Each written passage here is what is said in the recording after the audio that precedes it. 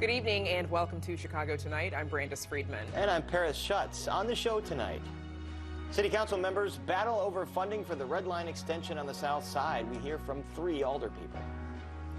U.S. scientists announce a nuclear fusion breakthrough, what it could mean for clean energy efforts. This really is a chase. How Illinois is faring in the race for electric vehicle producers. A triple-demic is leading to limited hospital bed capacity statewide. How hospitals are faring and what you need to know ahead of the holidays. Taking to the air on an alien world, we talk with one of the leaders of NASA's pioneering mission to fly a helicopter on Mars.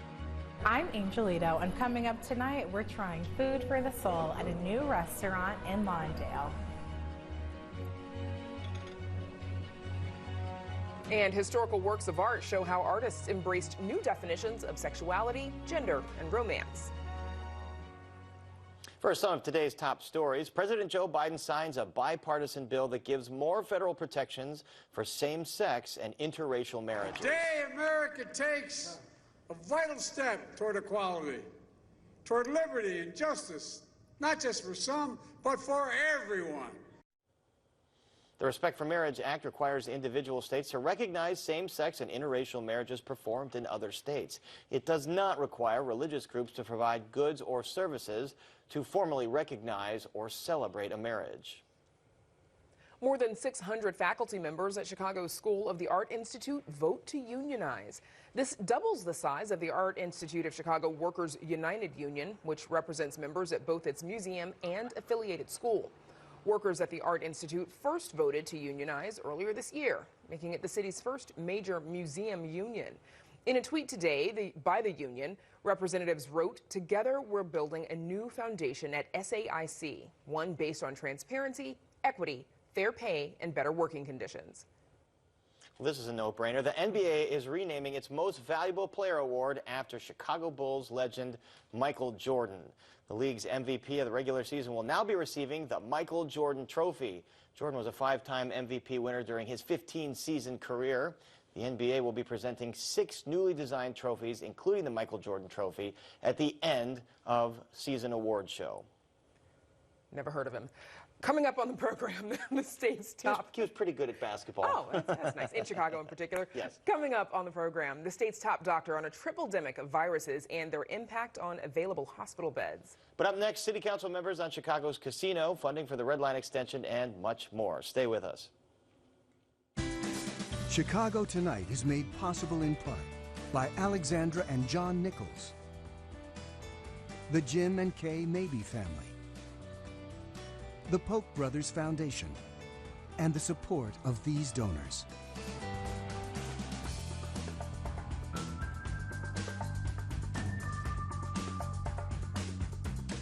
The Red Line extension on the South Side is within reach, but not without controversy over funding. And the decades-long dream of building a Chicago casino is one step closer to reality.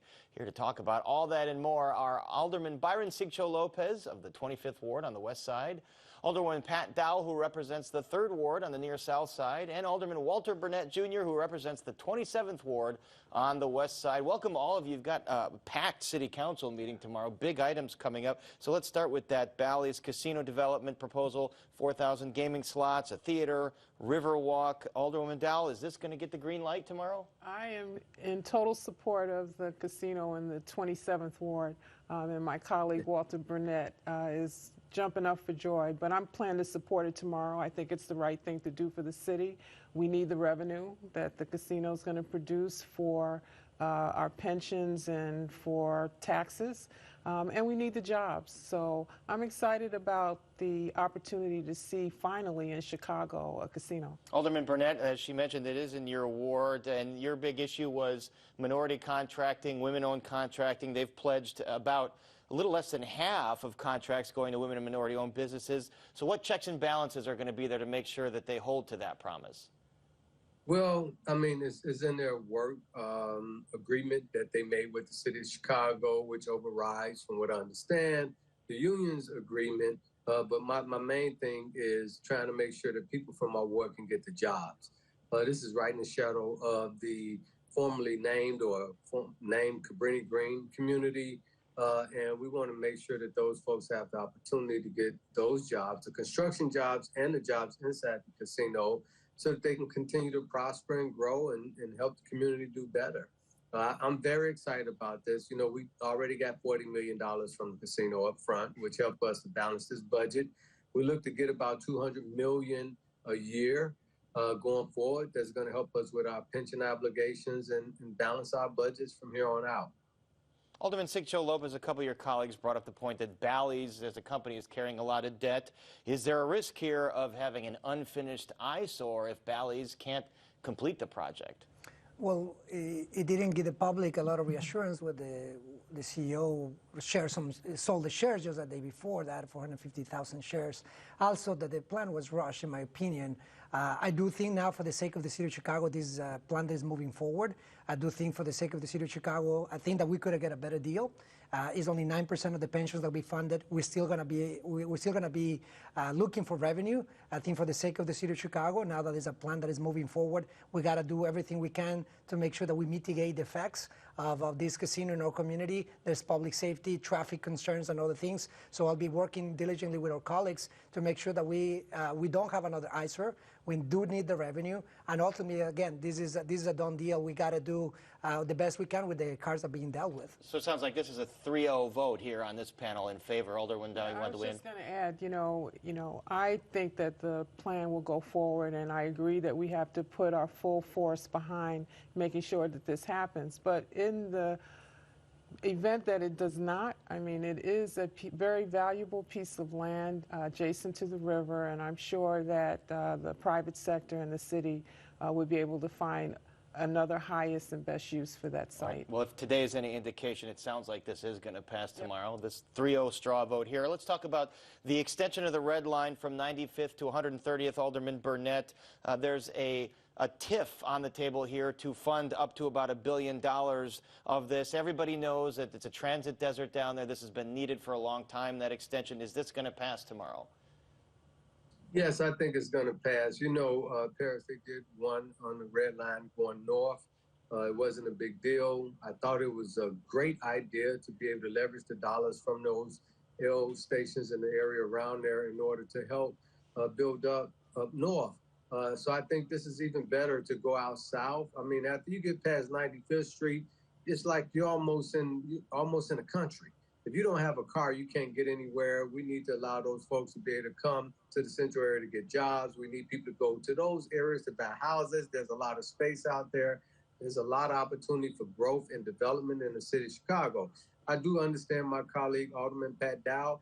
I mean, she's concerned about her colleagues. She's concerned about her constituents. And I respect that.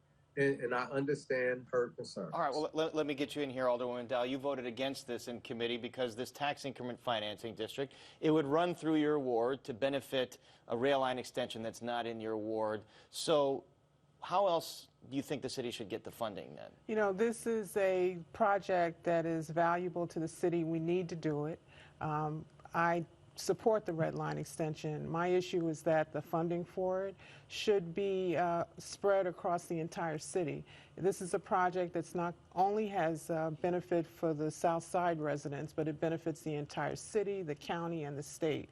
We need to see state money in it, which is not there. We need to see county money in it, which is not there. And we also need to see money from all of the citizens of the city of Chicago. My ward will be putting up about a quarter of the $959 million needed for that extension. And I just believe that we can find a better way to fund this where everybody has some skin in the game. And speaking of the skin in the game, the federal government it might fund this to the tune of about $2 billion, but the city needs to provide the matching funds, thus the need for that tax increment financing district. Alderman Sigcho Lopez, what about you? Are you a no vote on this TIF? Do you think there should be some other kind of money used for this? We'll certainly need the infrastructure. We need the public transportation on the south side is desperately needed. We need to invest in public transportation. The federal government already have fronted $2.1 billion. The city needs to invest on the south side. We have seen the disinvestment in our south side communities for so long. If we voted to improve public transportation on the north side, we ought to, and it was a vote 48-0. We got to make sure that we do the same thing on the south side. We also got to make sure that, yes, as Alderwoman Dowell mentioned, we got to do more to make sure that other revenue sources are at the table. State, federal government, city government, and again, the concern about also property taxes. Right now in our wards, we have a huge issue, especially in the Latino community with property taxes. We got to make sure that TIF dollars are there to help our constituents. Public transportation, and in our case, we are now exploring how TIF dollars can help struggling homeowners who cannot make ends meet and maybe losing their homes out of property taxes right now, especially in our community. So this will be an interesting vote tomorrow. Although the money that's generated within the TIF boundaries cannot be used by those wards that are providing the benefit. It can only go to this extension of the red line, just like they use a TIF for the north side. I want to talk about, speaking of investment, the vote on a new South Side high school that will go on the former Ickes homes just east of Chinatown. Alderman Sigcho Lopez, do you support this construction on that site? Well, we are concerned about any kind of CHA use for any other purpose than public housing. We also, from our constituents in Chinatown and other parts of the ward, we have heard from them, that we want to make sure that we have a Chinatown high school, but we also got to make sure that we do public housing. So our concern again is the due process. We got to make sure that we have more public participation, and the site must be decided with collaboration. So it sounds like you're kind of mixed on the site here. Alderman Dowell, you wanted to wait. I'm all in for this high school. This is not just a high school for Chinatown. It's a high school for the South Loop, Douglas, Chinatown, and a portion of Bridgeport. So that's important. The second point, though, is that we're not throwing CHA residents off the land. The promise that CHA made to those residents that all 244 units will come back to that site are coming back to that site. We currently have buildings up now with CHA units where phase 2 starts next year, the second phase starts next year, and that's 40% of the 244 units. I should mention the other part of the controversy here is Alderman Burnett, State Representative Teresa Ma is going to withhold about $50 million in state money that would have gone toward this high school. And as Alderman Sigcho Lopez said, there are people in Chinatown that wanted this in Chinatown. So is this project going to have to go forward without that state money? Well, I think, if the city can do it, they should do it. I think it's going to benefit that community, and it's going to benefit the city of Chicago. All these areas are growing. Young people need a place to go to school. They need to be close to where they live. It helps to, sell houses, rent houses, keep people in these neighborhoods and keep them growing. I think, Representative Ma need to reconsider. And I don't know what the constituents are saying over there, but I would venture to say that a lot of constituents are concerned about their kids being able to go to a school close to their home. All right, we are out of time, but Alderwoman Dahl, I just want to get you to respond to Representative Ma withholding that money. Do you think that money is going to be needed to build a school? We will do whatever's necessary to use that money that she has allocated for that Near South High School. So you're saying that you might still get that money? Can she withhold that money? We're going to work with her. We're going to work with the governor, and if she's going to be recalcitrant, we're going to find another way to fund this school. This school will be built at 24th and State. All right, we're going to have to leave it there. Again, a very packed day tomorrow. It's going to be interesting to see what happens on all these votes. Thank you all for joining us, Alderwoman Dowell, Alderman Sigcho Lopez, Alderman Walter Burnett. And now to Brandis and NASA's remarkable feat. Brandis. Paris, if you've ever dreamed of flying across an alien world, then this next conversation is for you. NASA's Ingenuity Mars helicopter is the first aircraft humankind has ever created that's capable of powered, controlled flight on another planet. It was designed as a technology demonstration with a goal of achieving up to 5 flights within a month. It's done that and then some. Just this past weekend, it completed its 36th flight on the Red Planet. Joining us to tell us all about it is Teddy Zanatos, team lead for NASA's Ingenuity project. Welcome to Chicago tonight. Thanks for joining us, Teddy. Thank you very much for having me. So what were the main challenges that you and your team faced when you were trying to develop a helicopter that could fly on Mars? Yeah. When you look at flying a helicopter here on Earth and then you look at how you're going to transfer that capability to Mars, there's a couple of big challenges that pop out. First off, the atmosphere, the environment. The air density, it's 1% the density of Earth's.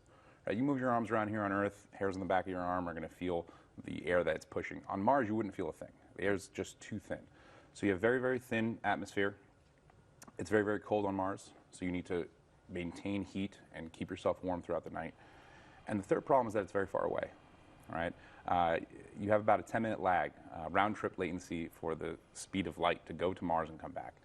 That means you can't joystick the helicopter. She needs to fly on her own. She needs to be autonomous and able to handle the challenges that come with flying in general. You wrap all those three things together, and that means you need a very lightweight, Ingenuity is 1.8 kilos, around 4 pounds, a very lightweight, self-sufficient aircraft, and you need the autonomy built in so that she can stand the challenges that flying at Mars brings. 4-pound helicopter, folks. Yeah. And you all used a lot of off-the-shelf technology as well. Tell me about that. Absolutely. So that's been one of the big successes of Ingenuity, is that out of the requirements, what physics mandates that you need to stay lightweight, and also the challenges of being a technology demonstrator, which means we're high risk, high reward, low budget, right? An obvious decision came out of that, which is we needed to use off-the-shelf commercial technology like cell phone grade processors, like lithium-ion batteries, like regular off-the-shelf 900 megahertz radios, right? And take those advancements that industry has provided for us, fold them into our design so that we can keep everything cheap, low cost, reliable enough, right? That's the keyword, enough, and lightweight. You said high risk, high reward, low budget. What was it like that first flight when you got off the ground? Oh my God, it was a dream come true for myself and the whole team. You know, most people were working on the project for about 5 years. The concept had been around since the early 90s with our chief engineer. So you could imagine it was a long time coming for a lot of people. And getting that first flight, getting that Wright brothers moment checked off for us was monumental. And then very quickly right after that, the wave of getting back into business hit us, right? Because we just got our first flight. We still had number 2, 3, 4, and 5 ahead of us in our 30-sol mission. All the way up to 36, as we said. Exactly. Given that you don't have, real-time control of Ingenuity, because, like you said, the communication between Mars and Earth can take up to 10 minutes. 10 minutes Yep. just to get there, 20 minutes round trip. How do you plan the flights? We plan and simulate them all here on the ground. So at NASA's Jet Propulsion Laboratory in Pasadena, California, we have orbital data, and we look at maps of Mars. We know where the helicopter is, and we chart out a course of where we want to fly to. And we do that waypoint based, meaning we'll say take off, fly to waypoint A, waypoint B, waypoint C, then come down and land. We simulate that from start to finish using our very high accuracy computer simulations and physics simulations on the ground, and then we write it up in a sequence, which looks just like a text file, right? You send that text file up to the rover. Rover sends it to our helicopter base station, and there's a little antenna about this long that relays that text file over to the helicopter. At that point, we hit go from the ground, and it's out of our hands, right? Whether or not Ingenuity succeeds or has an anomaly, a fault, at that point, it's up to Ingenuity how she wants to perform. And we've been very successful that for the last year and a half, last 36 flights, everything has gone extremely well. We're still green across the board. Our systems are healthy. Our batteries are healthy, rotor system, and there's still a lot of flight left in her. Like a high-tech game of telephone. Exactly. Getting it from here to there. So, like you said, Ingenuity was designed to attempt up to 5 flights, just as a technology demonstration. It's completed its 36th flight since deployment in spring of 21. Clearly a success. What would you say is next? Absolutely. So in terms of what's coming up next for Ingenuity, our baby has now reached the river delta, right? So this entire time we've been flying very familiar terrain, relatively flat terrain. We've just completed our monumental flight software upgrade, which now allows us to detect landing hazards. We can color grade rough areas, dangerous areas versus safe areas to land, and now start climbing up actual slopes. Over the next couple of months, next 6 months, we're going to try and climb up this river delta, stay ahead of the Perseverance rover, scout ahead for the scientists, scout ahead for the rover drivers, and continue to add that aerial aspect to the mission. In terms of what's next in general for helicopters on Mars, about 6 months ago, the decision was made that we're going to add 2 Ingenuity-class helicopters to the next Mars mission, Mars Sample Return. And on that mission, we'll have 2 helicopters that look similar to Ingenuity, now with an arm and wheels, that'll be able to drive around on the surface, pick up tubes, and fly back to the lander and deliver them. What does that mean for you as a scientist to have been able to contribute this to the research? Yeah, it's phenomenal to see how short the feedback loop has been, right? We did Ingenuity as a tech demo, our Wright brothers moment, and have been collecting all this data, really a treasure trove of data, that we expected future generations to leverage. Here we are, while we're still in the active mission now, and the challenges come down from NASA headquarters to say, take what you've learned and recycle this immediately, right? And start a new design here, use what you've learned, and let's get 2 helicopters back to Mars. Scaling up this technology, is that in the works as well? You know, do you think in the future we'll see humans zipping around helicopters? Absolutely. I'm sure of it. You know, my dream is to see one day fleets of aircraft zipping around Mars. Not just helicopters, fixed wing, you name it. Just like we have an explosion of different aircraft here on Earth, I imagine the same thing is going to happen at Mars one day. And I look forward to having helicopters bringing wrenches, generating telecom relay networks. You know, the first cell network could be a bunch of drones flying around on Mars, for example. So I think there's a bright future ahead for that. Okay. Teddy Xanatos, thanks for joining us. Congrats on your success. We appreciate it. Thank you very much. And if you'd like to learn more about NASA and its missions, space scientists from across the country, including many from NASA, will be at the Adler Planetarium tomorrow evening to talk about their work. Details are on our website. And now, Paris, back to you. All right, Brandis, it was just over a year ago that Governor J.B. Pritzker signed the Reimagining Electric Vehicles, or REV Act. He promised at the time it would bring electric vehicle manufacturing businesses to Illinois. With this bill, we intend to attract more EV manufacturers, charging station manufacturers, and automotive parts manufacturers more than ever before. And it will help Illinois become one of the leading EV hubs in the entire nation.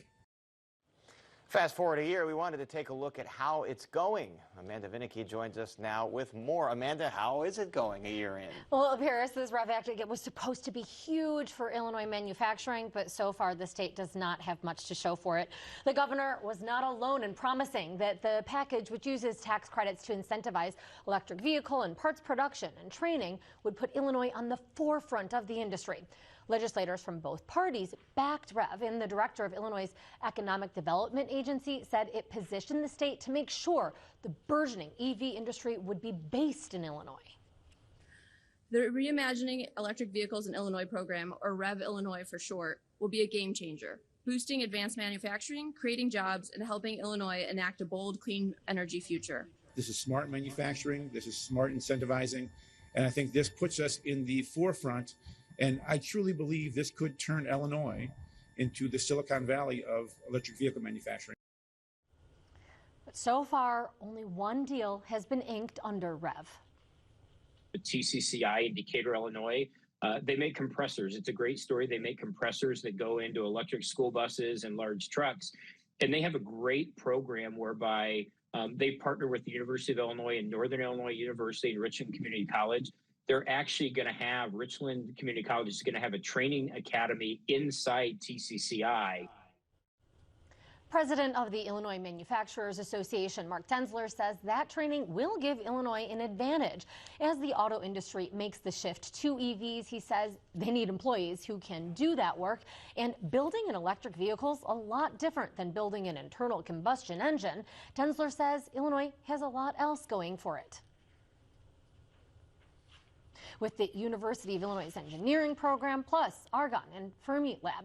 Illinois has other advantages too, he says, access to water and a central location from which to ship product.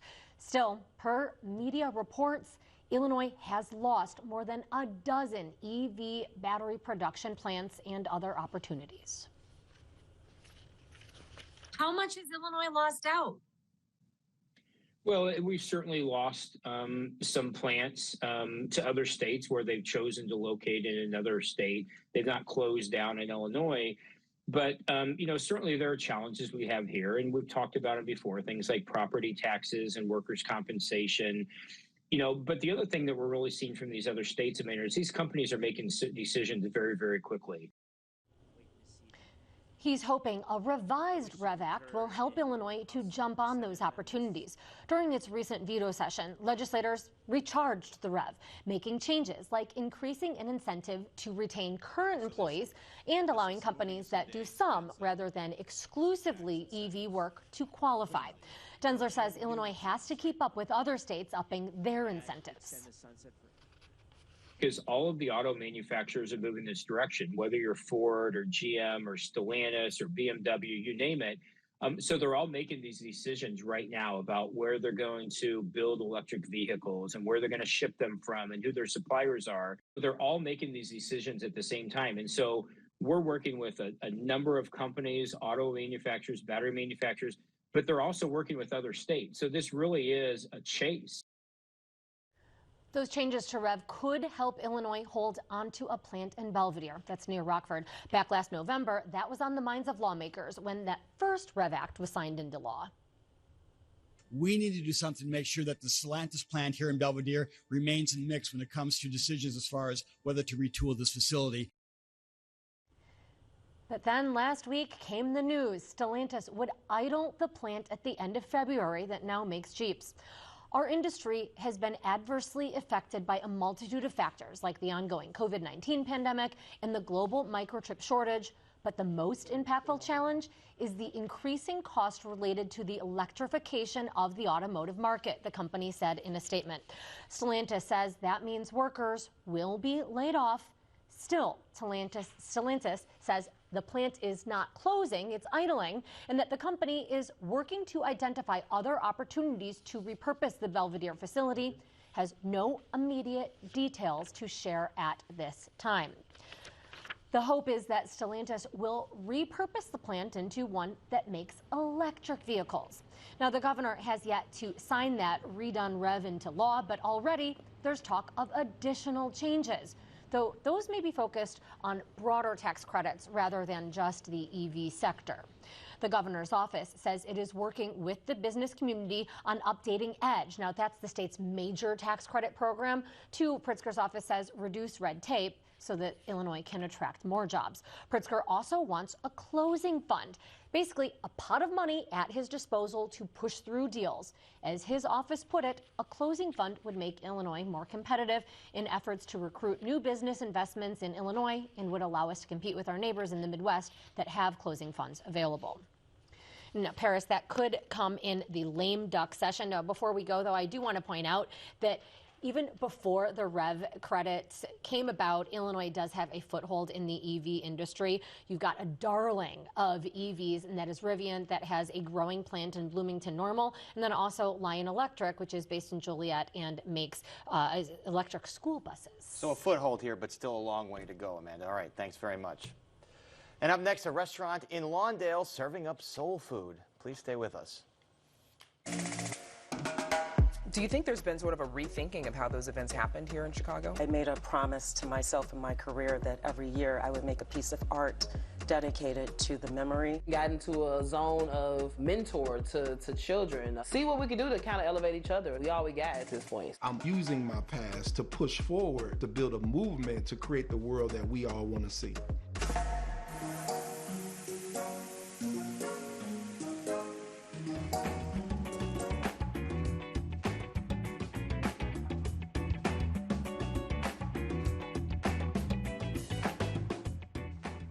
And there's much more ahead on the program, including the state's top doctor on how to protect yourself against the so-called triple-demic. But first, customers are declaring a new restaurant as the place to go for soul food, but with a twist. Arts correspondent Angel Ito takes us to Lawndale for a taste of what's bringing Chicagoans from all over the city to the Soul Food Lounge. It was after being approached by the Lawndale Christian Development Network to enhance the neighborhood that entrepreneur and chef Quentin Love decided to open what he hopes to be a soul food staple on the city's west side. When we as a culture want to do something fancy, we go outside of our communities to have that experience. And so the Soul Food Lounge was born. The Soul Food Lounge is a place where the trend begins to change, where we deeply invest in upscale right in our own backyard. We don't have any fine dining or more upscale things in our own community that can bring the property values up. Located off of 16th and Hamlin, just next door to the MLK Legacy Apartments, the Soul Food Lounge offers a wide selection of soul food combinations customers say they haven't seen elsewhere. It's quaint, it's swanky, you know, it's the food is delicious. It was a wonderful birthday dinner. The food was superb, delicious. What did you get? I got the pot roast with the asparagus. I got the Mississippi crab cake, and then this is the Creole. But we all tried each other's food. The lobster macaroni was... But the menu selection isn't the only opportunity customers are finding within this new eatery. I know we deserve it because so many times in our neighborhood we have small corner stores and there's a food desert in our community. So in order for us to eat, we have to go and put resources in someone else's community in the downtown area. I think it's good in the hood. I'm from the hood and I'm good. You know, as a little girl, I grew up with my mom. She always took us out dining. It's an experience. I enjoyed that experience, and our kids nowadays don't have that opportunity to do that with everything that's going on in the world. It teaches etiquette, especially young people.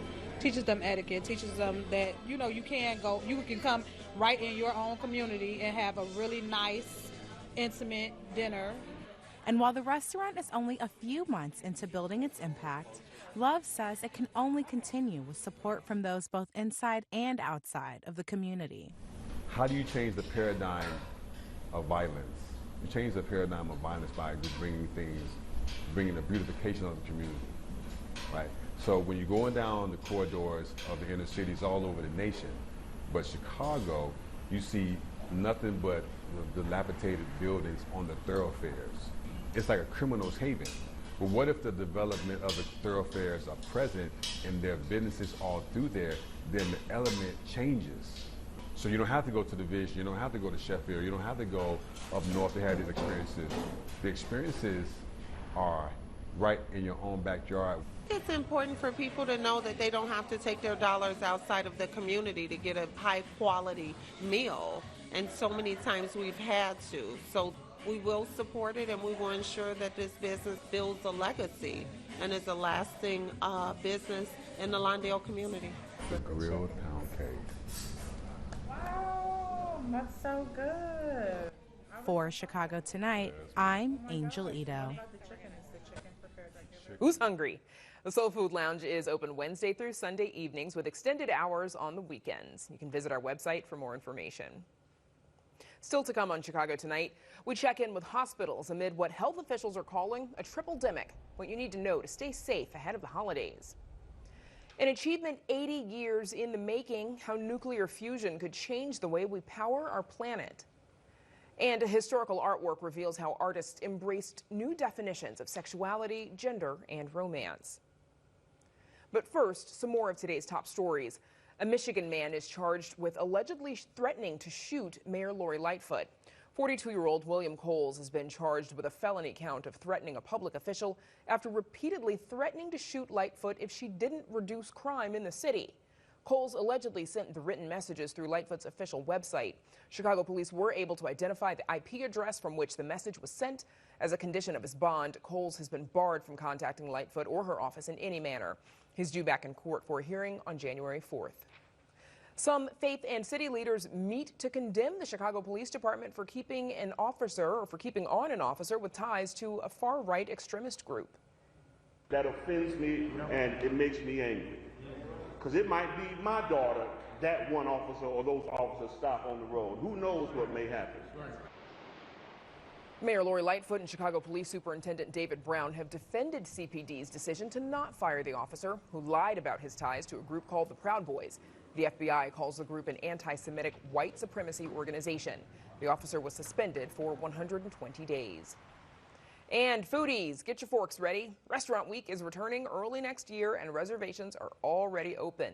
The annual event will feature more than 330 eateries across the Chicagoland area.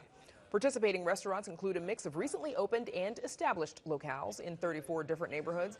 Prices are set at $25 for brunch and lunch. For dinner, you can expect to pay somewhere between $42 and $59. The event runs from January 20th to February 5th of next year.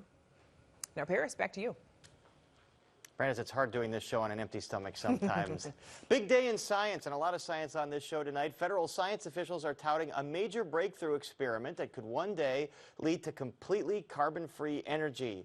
Scientists at Lawrence Livermore National Laboratory's National Ignition Facility say they've completed the first known nuclear fusion reaction, creating a net energy gain, and that mimics a process that gives the sun all of its amazing energy. Now, the accomplishment is 80 years in the making and a major step in the attempt to source clean and limitless energy. And here to break down exactly what all of this means is Robert Rosner, a professor in the Department of Astronomy and Astrophysics with the University of Chicago. Professor Rosner, welcome back to Chicago tonight. A big day. It's a pleasure to be here. It is a big day. All right, so explain to us in basic terms what nuclear fusion is and why this is such a major breakthrough. So you can produce energy in two ways from atoms. One is to split the atom. That's what fission is all about. And that involves starting with a heavy nucleus, like uranium, for example. The other way is the way the sun does it, which is to fuse nuclei. And that starts at the other end of the periodic table. It starts with very light nuclei, in particular with hydrogen. So you fuse the nuclei to create something bigger else with more energy. Right. So what the sun does, it takes hydrogen and it turns it into helium, which is the next element in the periodic table. But basically, what they're saying here is that there's a net energy gain happening with this fusion, and in fusion experiments before, you obviously lose the energy to something else. Not quite. Okay. So, all right, good. I didn't major in physics, obviously. So the idea of fusion is, for light nuclei, is that helium is 4 elementary particles in the nucleus, 2 protons, 2 neutrons. Hydrogen is just 1 proton. If you take 4 protons and you mush them together in a certain way, you get helium, where 2 of the protons change to neutrons. Now you can do the weighing. How much do 4 protons weigh, and how much does the helium nucleus weigh? It turns out that the helium nucleus weighs a little bit less, has a little bit less mass than the 4 protons. What happened to that mass? It turns to energy. That's where the energy comes from. That's where the energy is coming from. So how come this breakthrough had eluded scientists for so long? Well, we have done it. We have done it in thermonuclear bombs, hydrogen bombs. So we've mastered that for a long time, and that was done in the early 1950s. The question is, can you do it in a controlled way in the laboratory? Building a hydrogen bomb in a laboratory is not a great idea. Right. The mayor might object. But doing it in a controlled way is the question, because that's what you need to do in order to do the kinds of things that you were talking about earlier, which is to, for example, produce energy. So you do it in a controlled way, and so you don't have this byproduct like you do with you don't with have the the H-bomb. Explosion that blows everything apart, right?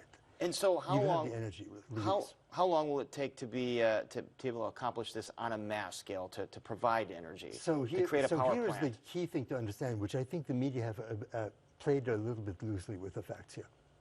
The experiment itself at Lawrence Livermore National Laboratory was not intended as an energy experiment. It was intended as an experiment to help the weapons program. Okay? And the reason is that our nuclear stockpile used to be tested by actually bringing weapons to Nevada, burying them underground, and exploding them. That's how the Department of Defense knows that if you push the button, it works, and that it works appropriately. It has the right amount of energy released. We know what we want to destroy. In the early 1990s, we stopped testing. So the obvious question was, how do the generals that are in charge of this know that it will work? We're no longer testing. Right. So the idea was to launch a program called the Science-Based Stockpile Stewardship Program. It's quite a mouthful. Sure. And the idea was basically to use science, computer simulations, and experiments, married to experiments, to basically model how these bombs work And the question is, could you do that? How would you know that you're doing the right thing? And the answer is, you need to build experiments that basically validate these simulation codes, these computer codes. And that's what the National Ignition Facility was actually built for.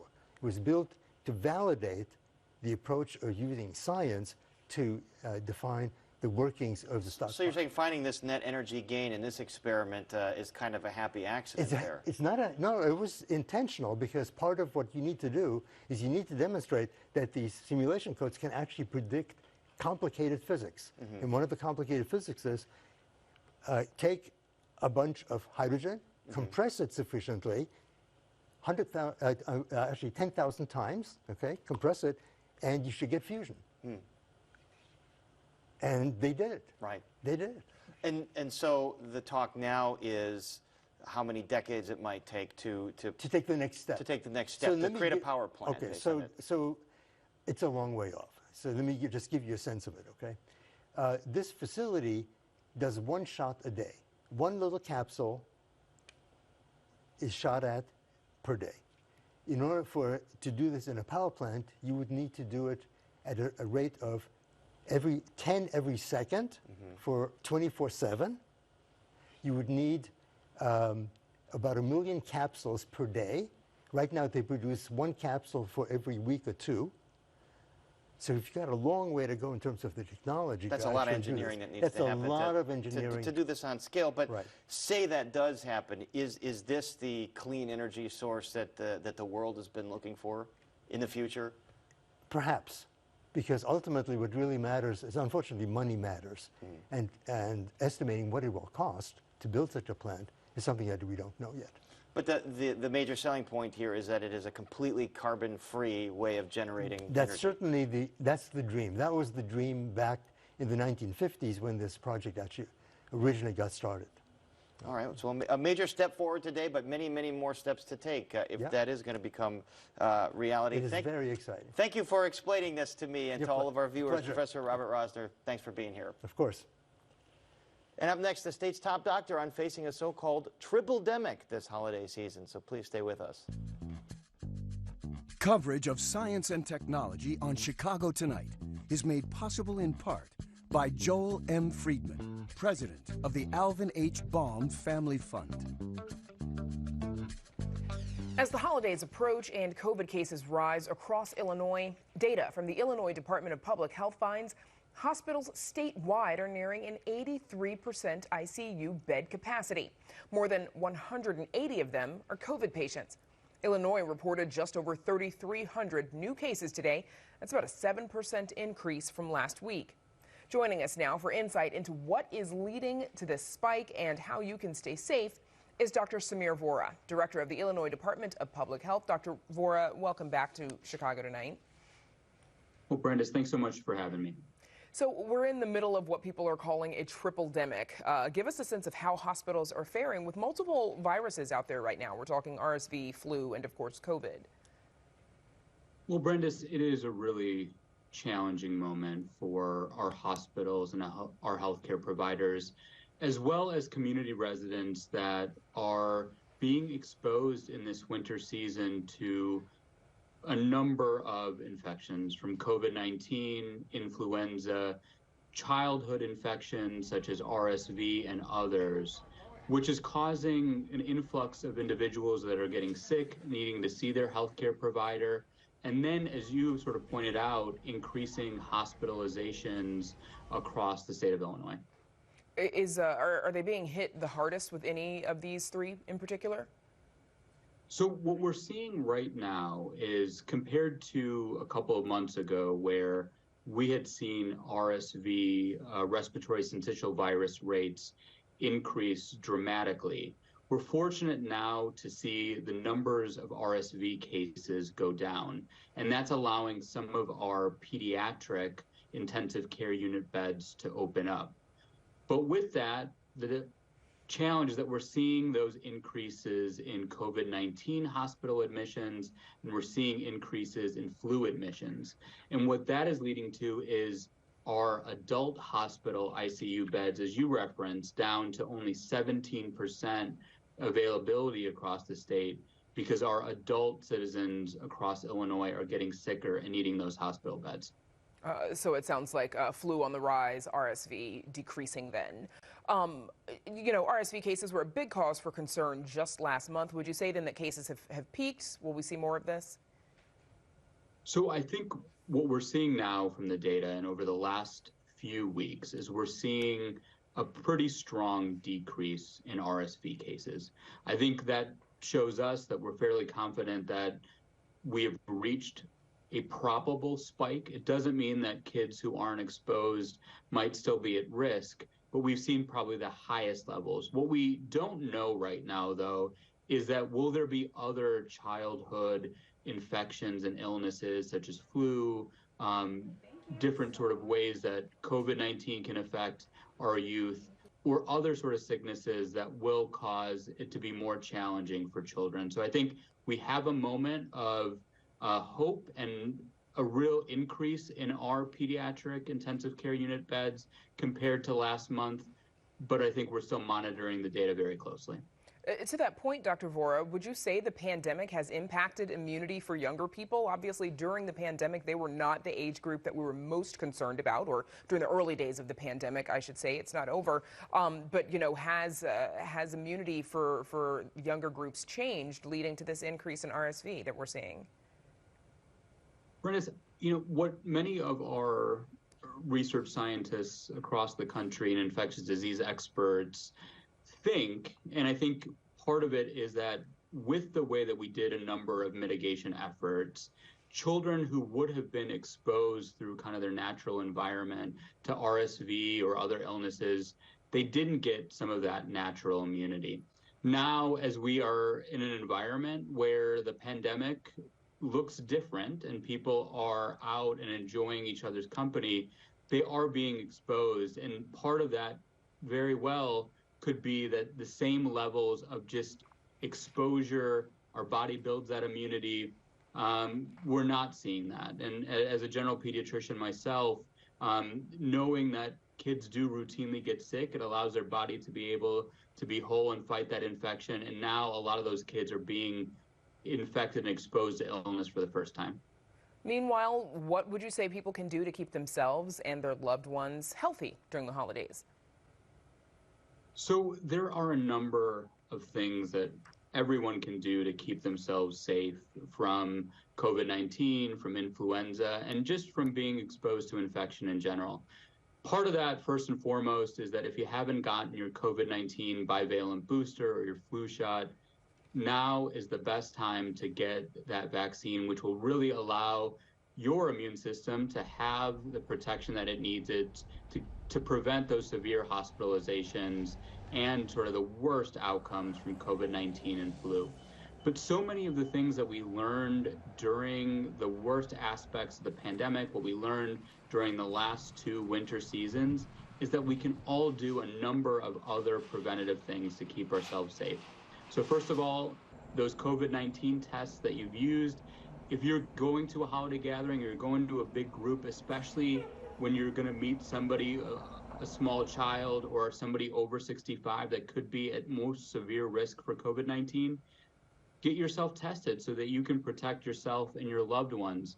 Make sure that you enhance ventilation in any way possible, whether that's sort of cracking open a window or using that HEPA filter that you might have purchased during the pandemic.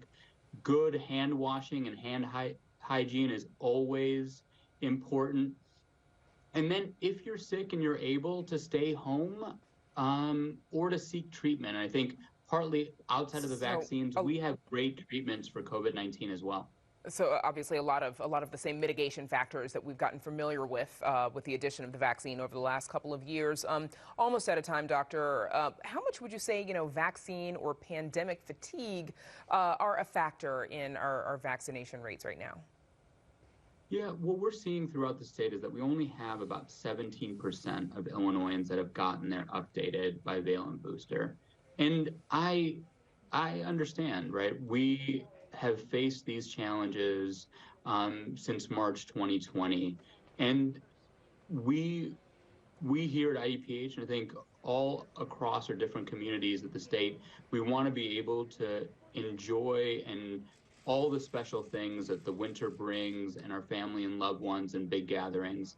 And that's why part of it is to take all of our preventative measures that allow us to stay safe and that make sure that we ourselves and our loved ones are healthy.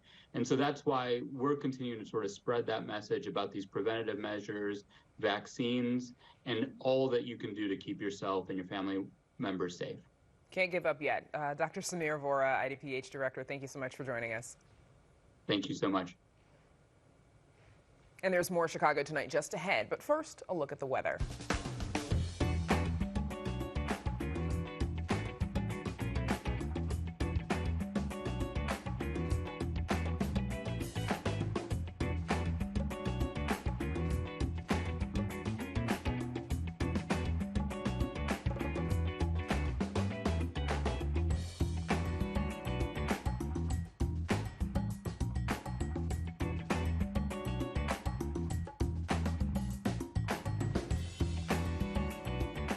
Romance, gender, and sexuality are newly framed in an art show at a Chicago exhibition space.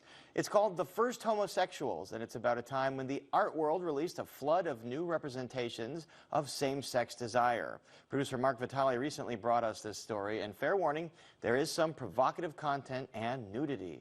Here's another look.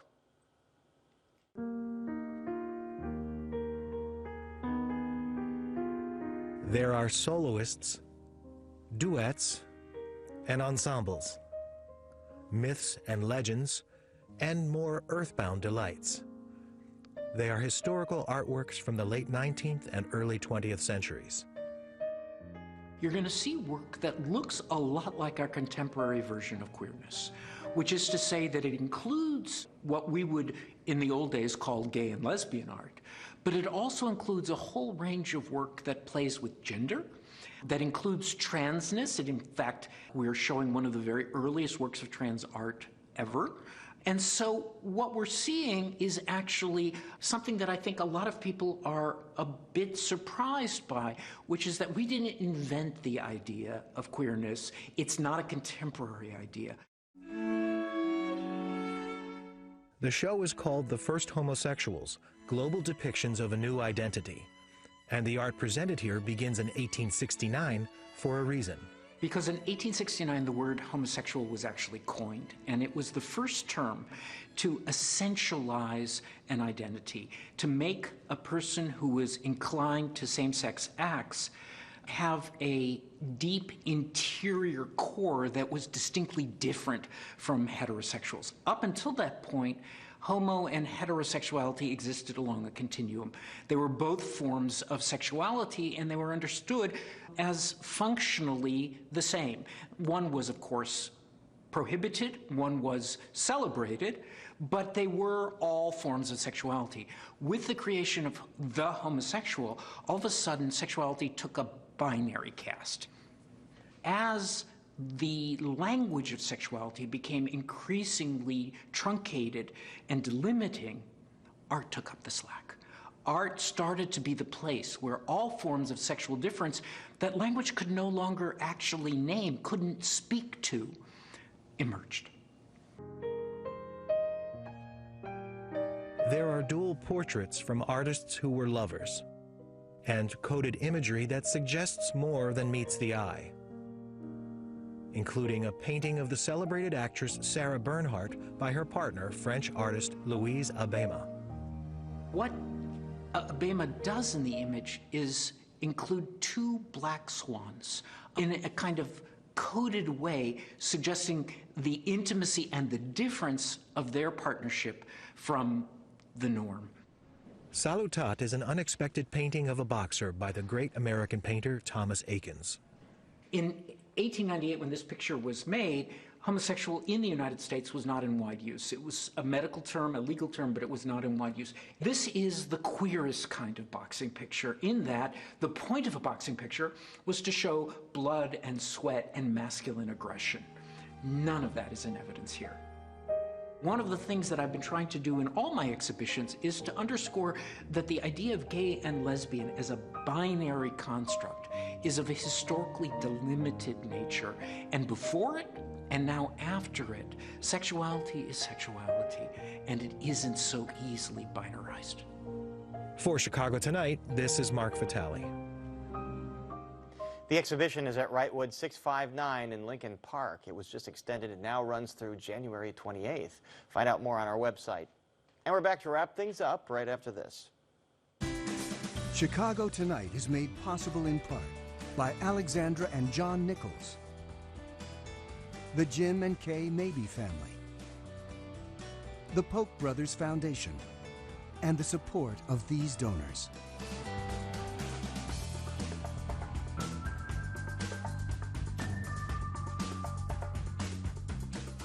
And that's our show for this Tuesday night. Don't forget to stay connected with us by signing up for our daily briefing.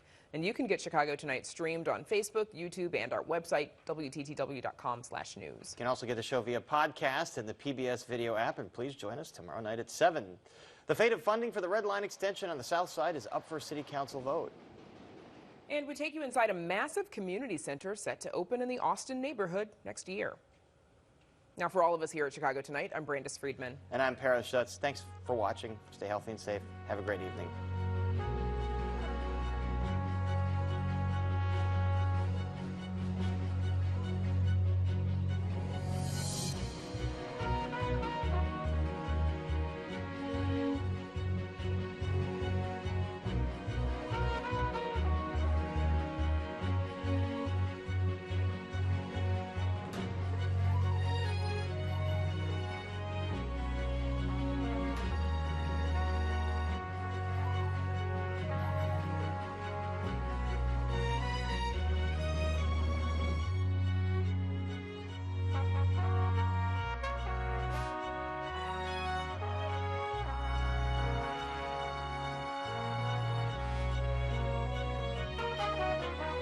Closed captioning is made possible in part by Robert A. Clifford and Clifford Law Offices, wishing all a happy and healthy holiday season.